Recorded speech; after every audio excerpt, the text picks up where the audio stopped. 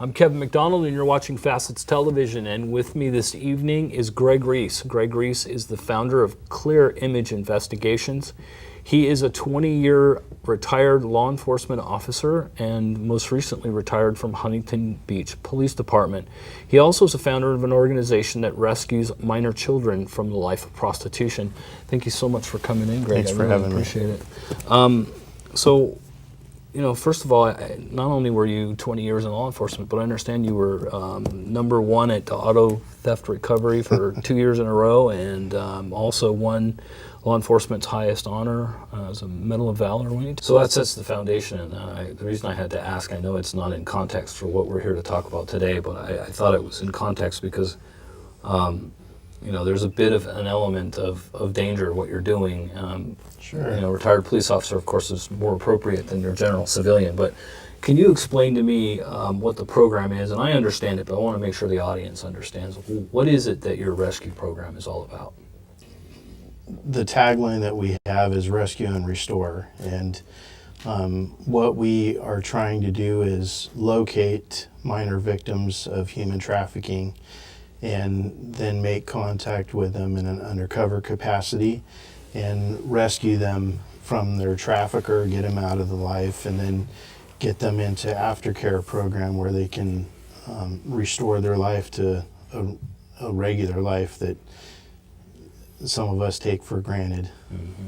Now, I understand you're working with your wife on this, and that you're actually looking to make this a bigger program. So let's start with, how does a typical action or program action go? Let's go with that. How's a typical evening go in this program? Start off by saying that Kevin Brown is my partner in this organization. Okay. And the nonprofit that we're developing, we've named Safe Passage of Orange County. And Kevin is a retired police officer from Santa Ana PD. And he actually is a pastor of a church that he started since his retirement called Side by Side Church in Santa Ana. And Kevin is the one that actually started our program before I even met him. Mm-hmm. He had been doing it for several months before I met him. And then through the Orange County Human Trafficking Task Force, he and I met and ended up forming a partnership. And so we started to do this together.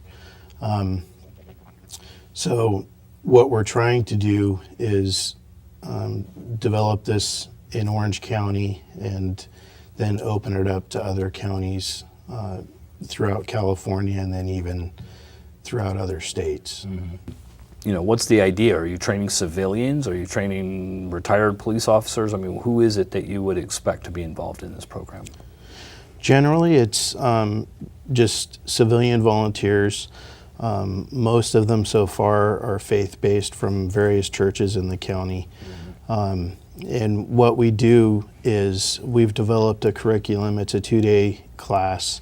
The first day consists of 8 hours of classroom training, and it's broken down into 2 4-hour segments. The first 4 hours is on human trafficking in general, and then the second 4 hours is on undercover operations and how to run them and complete them. Then the second day of class is comprised of role play exercises where we actually go out and do mock undercover operations at local hotels, and then we follow that up with 2 live operations. So when you complete the class, you've done everything from A to Z, and you've actually completed a couple of operations. Mm-hmm. So you have a fairly good understanding of how to do this. So let's go from, you want to do an operation. Let's start from the beginning. How does the operation work? Well, we have generally women that go online during the week, that we're going to do the operation. Normally we do the operations on weekends, and we target specifically Backpage.com, which is where a lot of these women and children are being trafficked.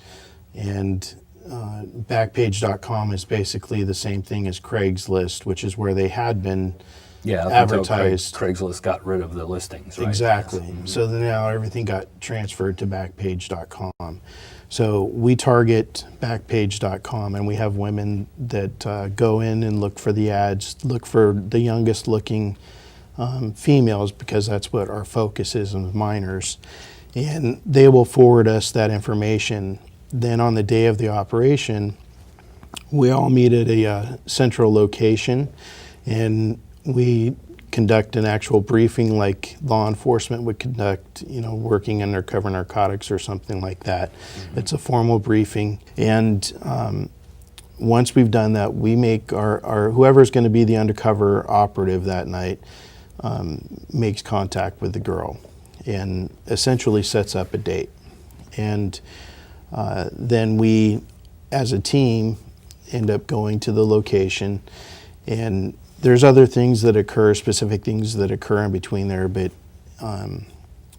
for the integrity of the operation, I don't want to go into those details. But essentially, the undercover operative makes contact with a girl in a hotel room, and immediately they try and break the ice with small talk and end up telling the girl that, we're not here for a date.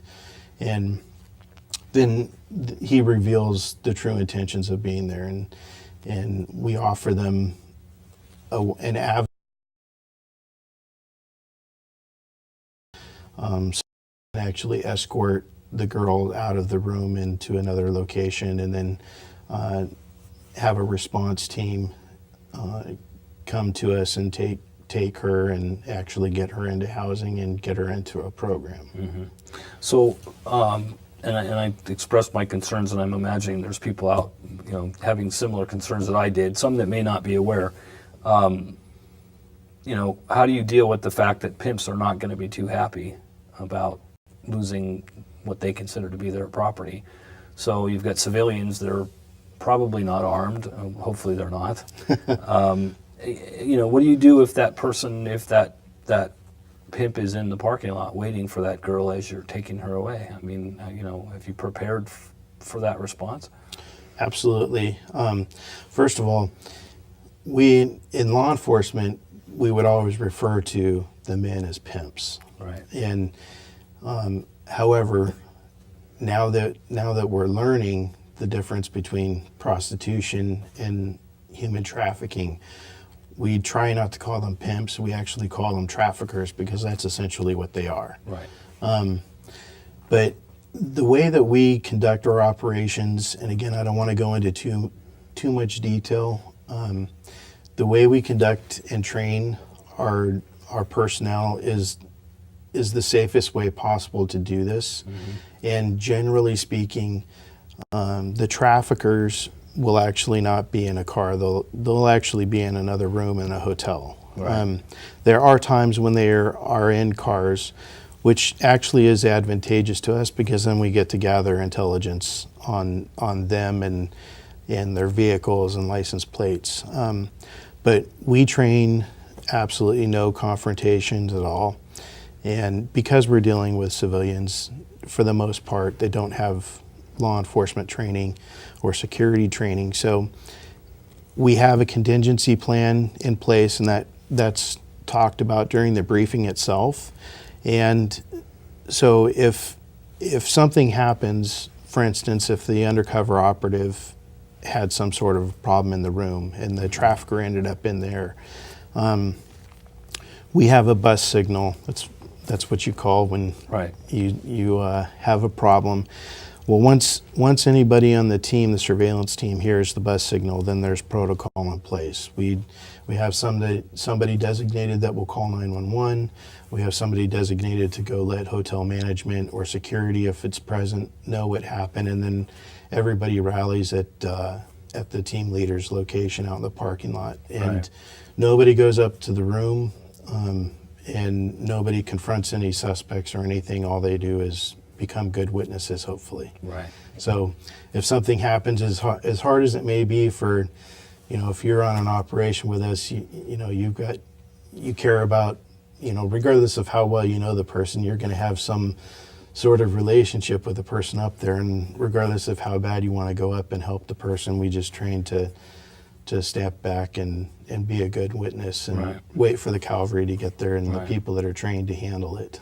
So, I've worked with Dr. Lois Lee from Children Life for years, and she's expressed over the years a lot of concern about the issue. Well, there's a couple of issues. One is that the girls being removed by a non-counselor, for example, may put that person at risk. Do you have women on all of these outings to make sure that girls aren't making later accusations against the men involved, because these girls are broken generally? Yes. And so that there's potential there. Two, are you doing background investigations on the people involved? Because frankly, this would, in my opinion, this type of an operation would draw predators. At least that's my personal opinion. It's a perfect opportunity for a predator to get involved. So are you guys Sure. doing backgrounds on people that are being involved in your programs? Yes, we do. We do background checks. I mean, not law enforcement type background checks, but we do some sort of background checks. Generally, the people that come to us know somebody and have been invited, but that's not to say 100% of the time. And then as far as women being there, surprisingly, or maybe not surprisingly, there's more women than men involved. I got involved with it because, to be honest with you, 20 years as a cop working gang investigations, undercover narcotics, the whole gamut of law enforcement, I had no idea that human trafficking existed here in the United States, let alone in Orange County. Yep. And not once had I ever had any conversation with any of my partners, supervisors, anybody about it. It wasn't until I was actually injured and out on medical leave, and I was going to church. I'm active in my church, and somebody in church was part of a pretty large organization against human trafficking. And it was through them that I learned about the problem. And once I started learning about the problem and how much it actually exists right here, I just had a passion to help out. Yeah. So that was actually one of the deciding factors for me to start doing the private investigations business full time, was because I had a couple of avenues of other jobs that I was being recruited for, and I just felt led to do this company full time and go into trying to rescue these victims from human trafficking as a part of that. So what's the big plan? Well, we're just kind of taking it one day at a time. What I would like, well, both what Kevin and I would like is to get a solid foundation here in Orange County. My firm joined the Orange County Human Trafficking Task Force, and I go to the monthly meetings, and it's a great organization. They have federal funding through grants. The Westminster Police Department and Anaheim Police Department both have units that are dedicated to this, and they're doing great work. There's a ton of aftercare available for victims, but there's really nothing to help rescue the victims other than law enforcement. And obviously with, 6 to 10 cops in each, so a total of maybe 20 cops in Orange County, that's not much to get anything done. Yeah. So our goal is to train as many people as possible on how to do these operations in a safe manner. We don't want any cowboys out there. We don't we want this to be professional because we want it to be respected by law enforcement and the community itself. But we want to train as many people as we can, build as much awareness as possible with human trafficking and how much is here in Orange County. Yeah, because that's the risk. If it goes wrong, and as you can tell, I'm not I'm not opposed, but I'm very skeptical, not because I don't think you guys have the right idea, but I been around this stuff for a long time, and I get concerned whenever I hear the idea that civilians are going to try to intersect with the trafficking organizations. These are some very dangerous people, and even the girls themselves and the boys themselves, after they've been involved for enough years, they're pretty broken human beings. Not that they don't absolutely deserve to be rescued, and God help them. I hope that we can, but the civilians that are coming into this wide-eyed and I'm going to be a cowboy or I'm going to be a rescuer have no clue what they're walking into. So right. Well, that's why we have the training in place, and it's formal training. It's based on Kevin and I's experience, which is a total of 50 years in law enforcement and working narcotics and gangs, and so we have the training and the knowledge on how to do these things. So what we do is we look for people that we know are going to be good leaders. We look for people that we don't think are going to be good for the program and just kind of kick them to the curb quietly. And then we look for the people that we think would be good undercovers also. So we're constantly evaluating everybody and everything, and our most important, the most important thing to us when we're out there is that everybody's safe. Because if something bad happens to us, then we're obviously not going to be able to rescue anybody else. Amen. So we definitely do things very calmly, with a very strategic order. Although these are fluid situations, so you have to be able to be fluid with them. But what you said brings up an interesting story. I was introduced to some people out in Houston, Texas, through my network of people that are involved in human trafficking and battling human trafficking. And it was a nonprofit organization called Exodus Cry. And I was introduced through email to the leader of this group in Houston, and she was telling me that, I think I was introduced on a Tuesday, and she told me that on Thursday they were going out to do their first undercover operation to rescue women or victims. And so I said, oh, that's great. And, what's your plan? And she ends up telling me that they were going to go out with 3 girls that had absolutely no training in law enforcement, no training in security, no training in anything. Yeah. And they were going to go make contact with these women and try and rescue them. And my heart dropped. I had the feeling that you were just describing. And so, I told them, what you're wanting to do is really awesome, but these are the concerns that you need to look at. Yeah. And then she was pretty upset, and reality sucks when someone that's been down that alley can tell you, and then all of a sudden they're disappointed because now they're thinking reality, and So she ended up sending an email back saying, well, where can we get training then? And then the next email hit, why don't you come out and train us? There you go. And so that actually is what led us into creating this course that we have. Kevin already had a 1-day course, and then I added to it the undercover portion to it and the role-playing exercises. And so we developed this course to be able to go out and train people that have no experience, and knowing that we could leave them and they would be okay running these operations. Right. So we ended up flying out there and put on this training for them. There was quite a few people actually, and people from Georgia came, but we had a total of 30 to 40 people that attended between the 2 days. And what's really neat is that just last week they rescued somebody. That's awesome. A 23-year-old girl. The undercover made contact with her, and she didn't want typical. She was obviously scared to get out right then. Oh yeah. And she left, you know, she basically just kicked the undercover out of the room. They thought it was done. Well, she ended up making contact with them 2 days later and said, "Hey, are you serious about this?" That's where the leave behind matters. Exactly. Yeah. Yep. And so she told us, I only have a 1 hour window when I can get away between 3 o'clock and 4 o'clock in the morning.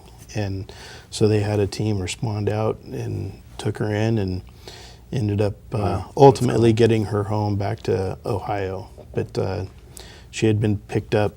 She had only been in the life for a couple of months. She had been picked up at a party by the trafficker and then taken to New York. That's I think one of the things that's really lacking is the training of parents and of young people, because the middle class especially have no clue how this works, and they only think, oh, trafficking, that's some poor Asian kid who, you know, lives in another country or India, or, you know, they're living in Bangladesh in some slum. No, and it can happen to anyone. And if you allow yourself to be in the wrong place at the wrong time, it doesn't take long, and it can happen to anybody. And grooming is also something that people need, in the same way that pedophiles and you know, people say, oh, you're trying to create fear. I'm not in this business. I don't make a living at this, so please shut up, okay? Stop. This is a reality. It's happening to tens of thousands of people. The numbers are there. The proof is there. So the question is, yeah, it's a small number in comparison to 300 plus million people in the country, but is 10,000, is 1,000, what's too few? Right? So if we can educate people in the same way that we have internet predators grooming our young people to try to get them to come online. And in fact, people didn't believe that the internet predators existed when the 2020 program came on. Yeah. And all of a sudden, it's like, wow, God, there really are some creepers out on the internet. Yeah, we've been telling you that for 15 years. Yeah. So, you know, I'd like to see maybe an extension of what you guys are doing. When you're doing that training, maybe add a little bit of, here's how this happens in the first place, so that the parents and the children, the young high school and middle school students might have some defense from you know, seeing that they're walking into something they may not realize it until it's too late. It'd be a great thing if they could get into the schools and you know, teach something about that. But the average age in the U.S. for a juvenile to get into prostitution, to enter into prostitution and human trafficking, is 13 years old. Yep. And it's a $32 billion a year industry, above arms trafficking and just below drugs. Yeah, well, and the worst part of it is you get less time, and you are far less likely to be prosecuted for selling a child than you do, and for transporting that child across borders, than you do for transporting drugs. Yeah. Unfortunately. And, you know, Dr. Anna Nogales, we did an interview, because we've been at this series now for about 3 years. I've interviewed several people involved in this arena of human trafficking and human trafficking rescue for several years now. And one of the things she discussed here in Orange County is that same issue is, and worse, here in Orange County, she talks about a lot of the boys that sell their girlfriends for drugs. And they're like, well, if you love me, you know, you'll help me get my drugs that I need, and the next thing you know, the girlfriend's out. So they may not make that connection, but yeah, you're being trafficked. You are being sold for the benefit of someone else. That's how many of the girls end up starting, is just through the coercion. Yeah. And sad. Unfortunately, It's really sad.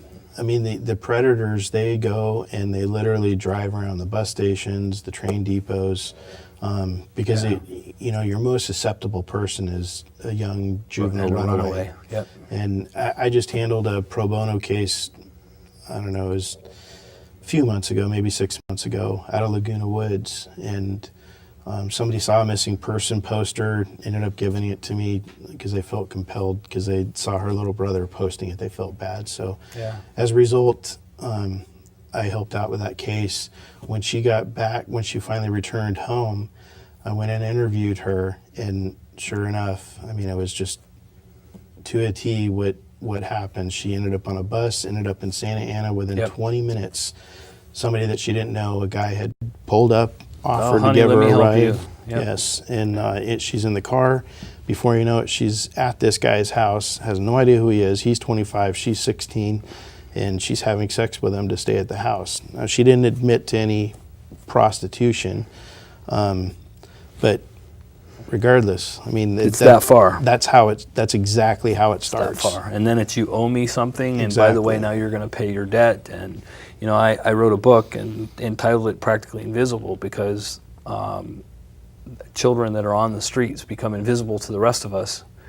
They also lose, or as a partner of mine says, their dignity becomes invisible, because nobody seems to care, and we look right past them. And so as Lois Lee, I mentioned her before from Children of the Night, she said that the other problem with a lot of these kids is that they've been abused in their own lives.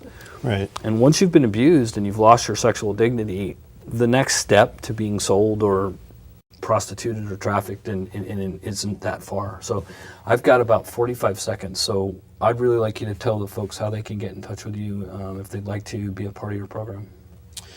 Well, you can contact me at my office number, which is 949-335-1716.